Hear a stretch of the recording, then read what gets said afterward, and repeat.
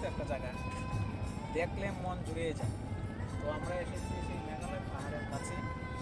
আপনারা আসবেন সবাই, আমাদের ইসকন কর্নার নাম থেকে 2 কিলোমিটার বাইরে জায়গা।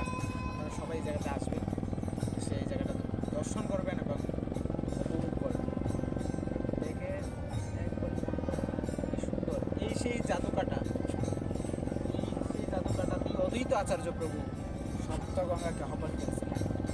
আজ থেকে আরও 800 বছর আগে ছিল অদ্বৈত আচার্য। তো আমরাও সেই সৌভাগ্য হয়েছে, আমাদের পাশে ইসকন মন্দির। আপনারা আসলে অবশ্যই ইসকন মন্দিরে আসবেন। আর ইসকন মন্দিরের পাশে হচ্ছে সেই মেঘালয় পাহাড়টা। আপনারা এই জায়গাটা এসে উপভোগ করবেন।